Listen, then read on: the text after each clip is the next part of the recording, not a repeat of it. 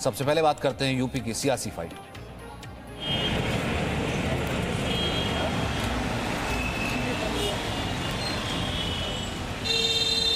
कि भाजपा सरकार दलितों पिछड़ों के आरक्षण के साथ मजाक किया। आरक्षण व्यवस्था को बिल्कुल जड़ से खत्म करने की साजिश कर रहे हैं।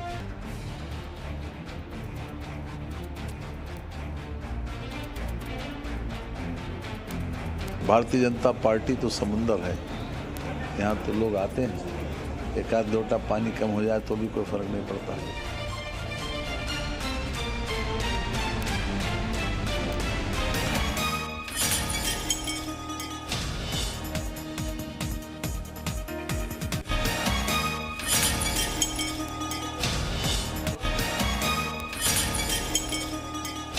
और शुरुआत इस वक्त की बड़ी खबर से। कांग्रेस एमएलए नरेश सैनी बीजेपी में शामिल होंगे। तो बीजेपी के लिए कम से कम ये कह सकते हैं कि पिछले कई दिनों से उठापटक का दौर चल रहा था, तो आज कम से कम स्वतंत्र देव सिंह इस वक्त नजर आ रहे हैं। कांग्रेस एमएलए हैं नरेश सैनी।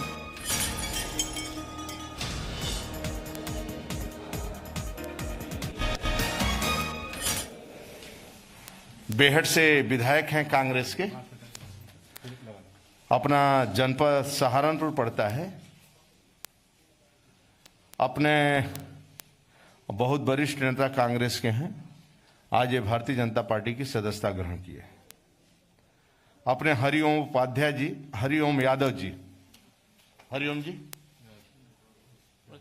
लगभग अपने 3-4 बार से विधायक हैं, 3 बार से अपने सिरसागंज सपा के समाजवादी पार्टी के विधायक हैं, अभी भी हैं। डॉक्टर सिरसा, फिरोजाबाद डिस्ट्रिक्ट, सिरसा हरिओम यादव, अपने डॉक्टर धर्मपाल सिंह जी पूर्व विधायक हैं एतमादपुर से सपा के, आज ये भारतीय जनता पार्टी से में ज्वाइन कर रहे हैं। ये तीनों महानुभावों का आदरणीय मोदी जी, आदरणीय योगी जी, आदरणीय नड्डा जी, सभी को विश्वास में आज पार्टी की लोकप्रियता और जो गरीबों के लिए, गांव के लिए, दलितों के लिए, शोषित वंचितों के लिए, आदिवासी, वनवासी, गिरवासियों, ऐसे बनटांगिया, थारू और मुसहरों के लिए जो गरीबों के लिए काम हो रहा है, उनकी लोकप्रियता के कारण आज भारतीय जनता पार्टी की सदस्यता आप सब ग्रहण कर रहे हैं। मैं आदरणीय नरेश सैनी जी को, आदरणीय हरिओम यादव जी को, आदरणीय डॉक्टर धर्मपाल सिंह जी का मैं हृदय से स्वागत करता हूं और इन लोगों का अभिनंदन करता हूं। भारतीय जनता पार्टी में अपेक्षा करता हूं कि भारतीय जनता पार्टी की विचारधारा के प्रति परिश्रम की पराकाष्ठा करेंगे और इनके आने से पार्टी का कद बढ़ेगा। बहुत बहुत धन्यवाद। मैं अपने मंचासीन जो नेता लोग हैं, आदरणीय स्वतंत्र देव जी, केशव मौर्य जी, आदरणीय दिनेश जी, मैं आप लोगों से आग्रह करूंगा कि नरेश सैनी जी को पार्टी की सदस्यता की पर्ची दे। बुके और अंग वस्त्र पहना के भी पार्टी में स्वागत करें नरेश जी का।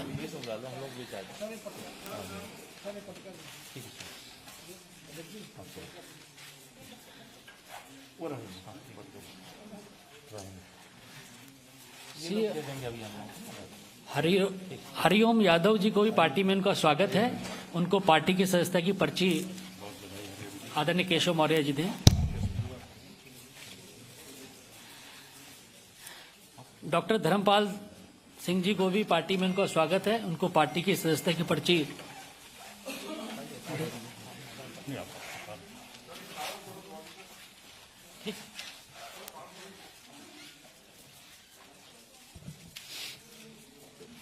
एक बार सब लोग साथ साथ आ जाएंगे तो एक अच्छा चित्र बन जाएगा।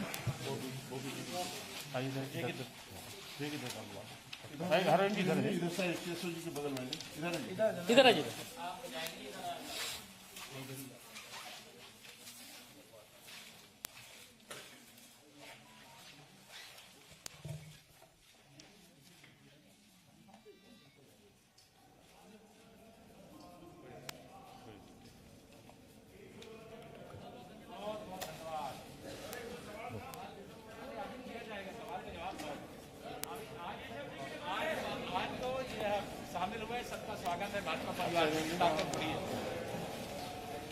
तो हरिओम यादव और नरेश सैनी ये दो विधायक हैं जो कि फिलहाल जिनको बीजेपी में शामिल करवाया गया है। समाजवादी पार्टी से विधायक रहे हैं हरिओम यादव और समाजवादी पार्टी का पुराना चेहरा रहे हैं, लेकिन समाजवादी पार्टी के लिए झटका। हरिओम यादव इस वक्त बीजेपी में शामिल है। 3 बार के विधायक हैं। पार्टी छोड़ने का मन उनकी कई दिन से खबरें आ रही थी। तो कुल मिलाकर के कल अगर समाजवादी पार्टी के लिए दिन था कि भारतीय जनता पार्टी से लोग या विधायक छोड़ करके समाजवादी पार्टी में जाने को तैयार थे या वो दृश्य आ रहे थे एक दल से दूसरे दल की तरफ, वहीं आज भारतीय जनता पार्टी में कांग्रेस एमएलए नरेश सैनी और दूसरी तरफ हरिओम यादव।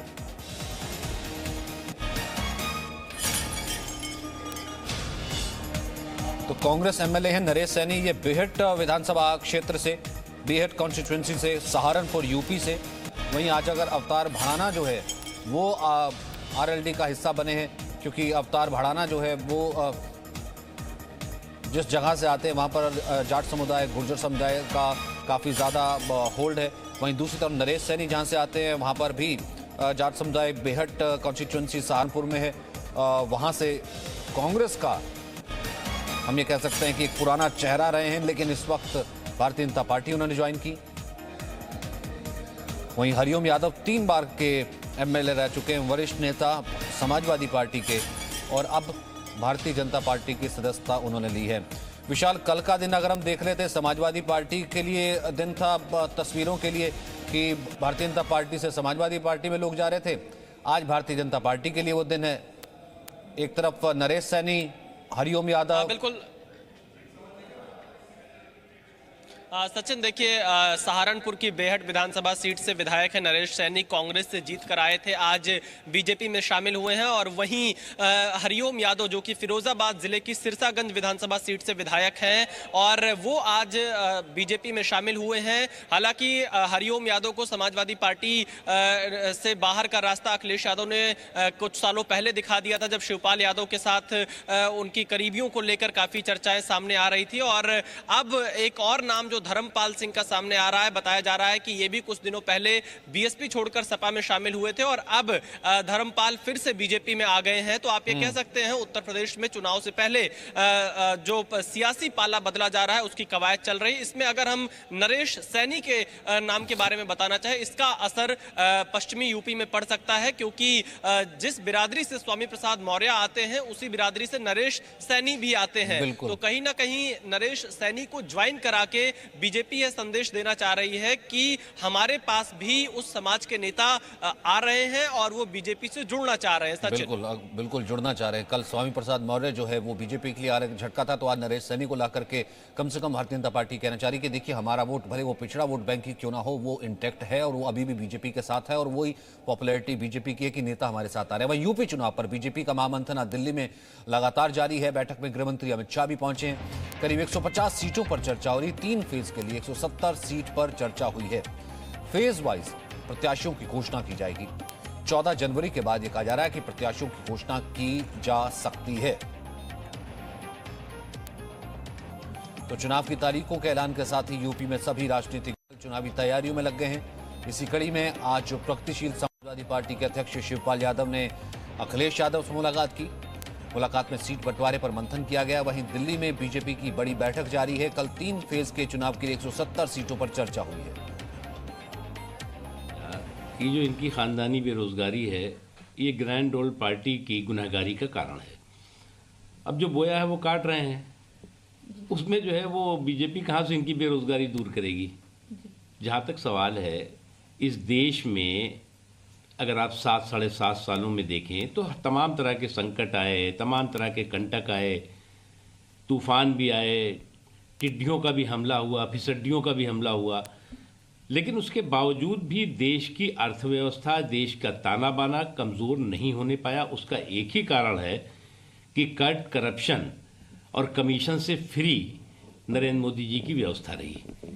इनके समय में जो है वो चौतरफा घोटाले, लूट और लूट को 100% छूट वाला जो समय था वो तो नहीं है। तो इनको इसी लगता है कि इनका जो लूट पर जब तक छूट नहीं होगी तब तक इनको रोजगार नहीं मिलेगा। मैंने उत्तर प्रदेश सरकार और यो कहिए कि भाजपा सरकार ने जिस तरीके से लगातार दलितों, पिछड़ों के आरक्षण के साथ मजाक किया, आरक्षण के साथ खिलवाड़ किया, आरक्षित जगहों पर सामान्य वर्ग के लोगों को भरने का पाप किया, और यहाँ तक कि एक और तो कहते हैं बाबा साहब और के भारतीय संविधान की हम सम्मान करेंगे, दूसरी तरफ आरक्षण व्यवस्था को बिल्कुल जड़ से खत्म करने की साजिश कर रहे हैं। में लिया गया राजनीति में लिया गया कोई फैसला और कमान से निकला हुआ तीर वापस नहीं आए, और हमारे लोग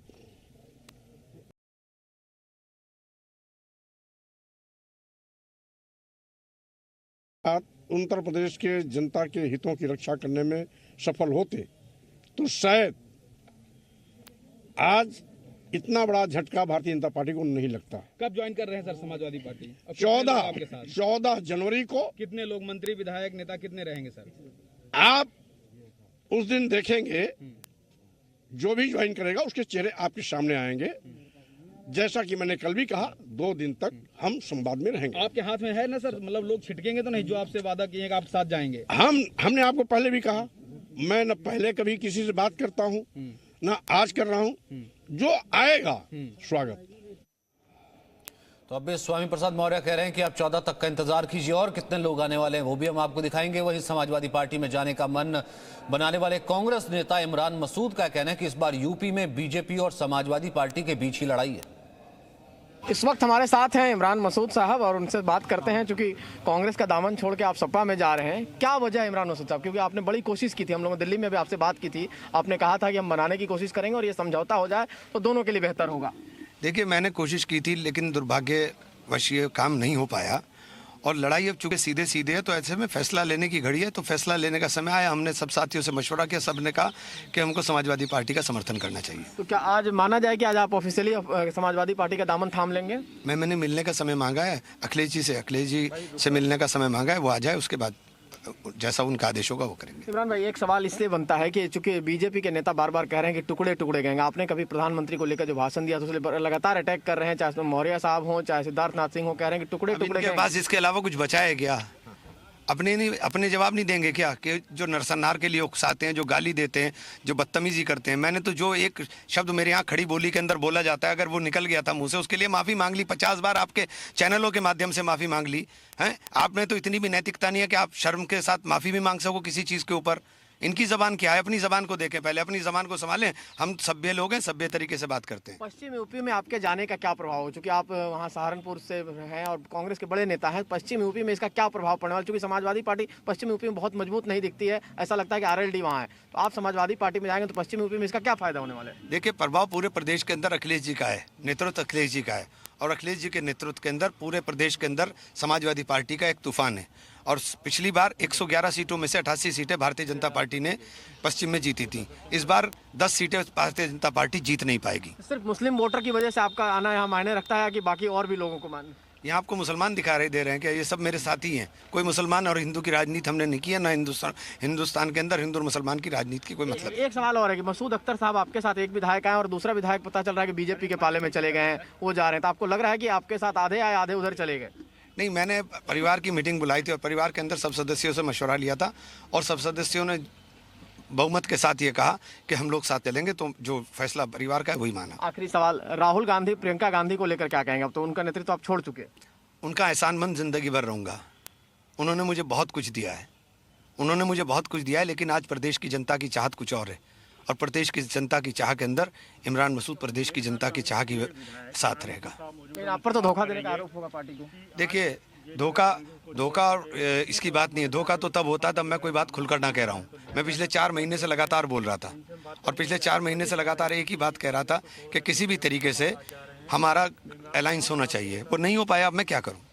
बनाने की बड़ी कोशिश की लेकिन नहीं अलायंस हो पाया, इस वजह से पार्टी छोड़कर आए, और अब जो है लड़ाई सपा और भाजपा के बीच में है, इसलिए हम सपा के साथ हैं। रवि त्रिपाठी, जी मीडिया, लखनऊ।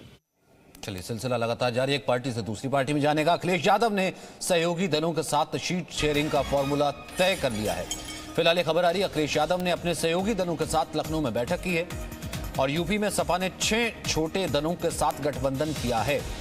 अखिलेश के साथ ये सभी दल मौजूद थे। बैठक में 6 दलों के नेता शामिल हुए, जिसमें प्रगतिशील समाजवादी पार्टी यानी कि शिवपाल यादव और आदित्य यादव, सुहेलदेव भारतीय समाज पार्टी, ओम प्रकाश राजभर और अरविंद राजभर, आरएलडी डॉक्टर मसूद जो कि प्रदेश अध्यक्ष हैं आरएलडी के, वो शामिल हुए, महान दल और जनवादी पार्टी के संजय चौहान और अपना दल की कृष्णा पटेल भी शामिल हुई है। तो विशाल हमारे साथ मौजूद है। विशाल, क्या खबर है? क्योंकि छोटे दलों को मनाना इतना आसान नहीं होता, ज्यादा सीटों की मांग वो कर रहे थे, फॉर्मूले पर क्या फाइनलाइज कर दिया गया है? सचिन, देखिए, उत्तर प्रदेश में अखिलेश यादव ने सीट शेयरिंग का फॉर्मूला तय कर लिया है छोटे दलों के साथ में। यूपी में समाजवादी पार्टी ने 6 छोटे दलों के साथ गठबंधन किया है और आज ये तस्वीर भी सबके सामने आई है। हमारे सूत्र ये बता रहे हैं कि 355 से 360 सीटों पर समाजवादी पार्टी अपने सिंबल पर चुनाव लड़ेगी, साइकिल पर। बाकी 43 से 48 सीटें गठबंधन के कोटे में जा सकती हैं, जिसमें सबसे ज्यादा सीटें लगभग 26 से 30 सीटों के बीच में यह संख्या आरएलडी के पास जा सकती है। और इसके अलावा ओम प्रकाश राजभर के पास भी 13 से 15 सीटें जा सकती हैं। और साथ ही साथ यह भी जानकारी मिल रही है कि जो और छोटे दल हैं वो समाजवादी पार्टी के सिंबल पर ही चुनाव लड़ते हुए दिखाई पड़ सकते हैं उत्तर प्रदेश में। फिलहाल जो फाइनल लिस्ट आएगी 14 जनवरी के बाद, जब खरमास खत्म होगा और मकर संक्रांति के मौके पर बीजेपी और समाजवादी पार्टी दोनों की तरफ से ही 14 के बाद कभी भी लिस्ट आ सकती है, उसमें और ज्यादा तस्वीर साफ होगी। सचिन, तो यानी कि फिलहाल ये फॉर्मूला तय माना जाए कि आज कल शिवपाल यादव से मुलाकात की थी, आज भी शिवपाल मिलने के लिए पहुंचे थे अखिलेश के घर, और उसके बाद ये तमाम पार्टी के नेता अब यानी कि अब एक सुर में सीट शेयरिंग पर जो चर्चा थी वो उस पर विराम लग चुका है।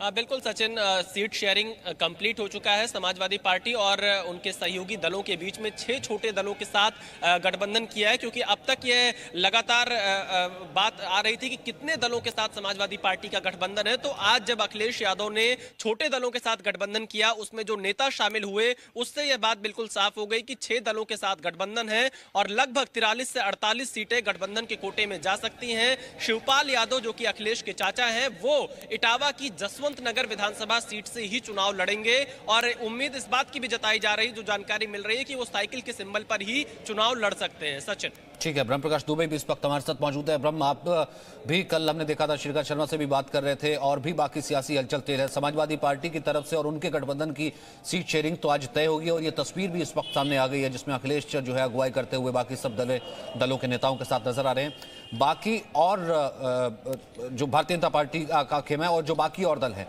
वहां से क्या खबर है आपके पास?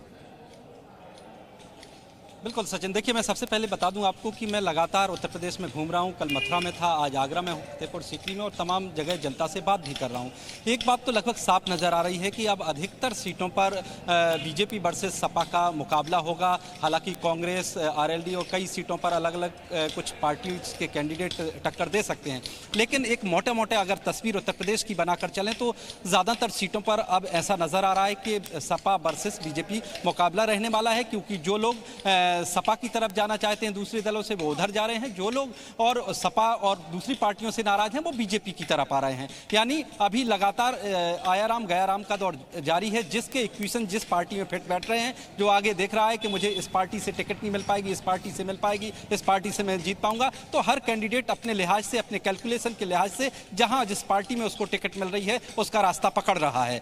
और खासतौर से अगर बीजेपी की बात की जाए, देखिए, तो बीजेपी पर इस बात का अब दबाव ज्यादा रहेगा कि वो छोटे छोटे जो दल हैं, जो बीजेपी के कुछ लोग छोड़कर गए हैं, लिहाजा जो दल अभी बचे हुए हैं उनको बीजेपी उनको संतुष्ट करके रखे, उनकी मांगों को माने, लिहाजा बीजेपी पर ये दबाव बढ़ जाएगा। अब देखना ये है, क्योंकि भारतीय जनता पार्टी जो है वो कहीं ना कहीं सर्वे के हिसाब से